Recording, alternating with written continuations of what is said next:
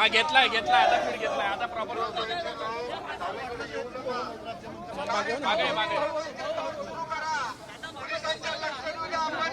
अरे उलटा चालत आहे नाही शक्य सौरभ थोडं बाकी आहे ना बाकी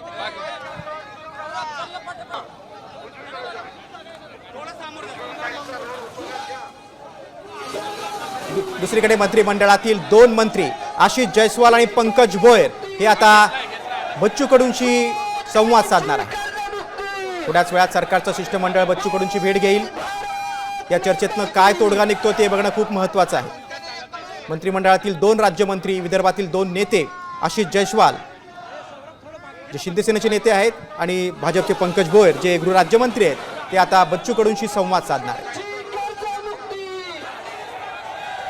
दरम्यान अटक करून घेण्यासाठी बच्चू कडूंसह राजू शेट्टी, महादेव जानकर, अजित नवले आणि इतर शेतकरी नेते हे पोलिसांच्या दिशेने निघालेले आहेत। नागपुरातील आंदोलक आक्रमक झालेले आहेत। अटक करून घेण्यासाठी सगळेजण पोलिसांच्या दिशेने निघालेले आहेत। जेल भरो आंदोलन आम्ही छेडू असा इशारा बच्चू कडूंनी काही वेळापूर्वी साम टीव्हीशी बोलताना दिला।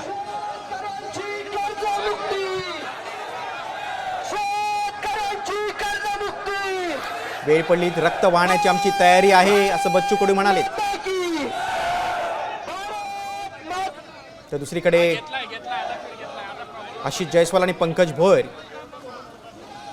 यांचं म्हणणं आहे की चर्चेतून सकारात्मक मार्ग निघेल असं पंकज भोयर यांनी काही वेळापूर्वीच म्हटलेलं आहे।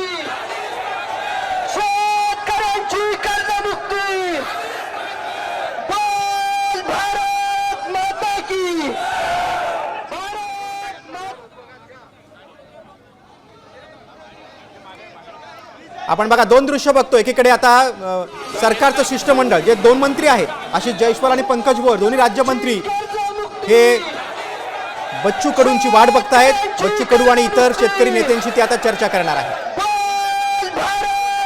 बघा 2 दृश्य आपण बघतो। एकीकडे बच्चू कडूंसह इतर शेतकरी नेते पोलिसांच्या दिशेने निघाले। दुसरीकडे आशिष जयस्वाल आणि पंकज भोयर हे दोन्ही राज्यमंत्री त्यांची वाट बघतायत। ते आता आंदोलकांशी चर्चा करतील आणि या चर्चेतून काय मार्ग निघतो ते बघणं खूप महत्त्वाचं आहे।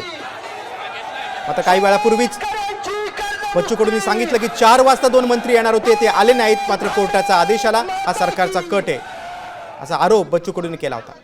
पण आपण बघतोय की आता 7:45 वाजत आलेत आणि आता दोन्ही राज्यमंत्री आंदोलकांची वाट बघतायत। 2 दृश्य आपण बघतोय। आता isakal.com आहे देशातील नंबर 1 ची मराठी न्यूज वेबसाईट। प्रत्येक अपडेटसाठी isakal.com ला नक्की भेट द्या।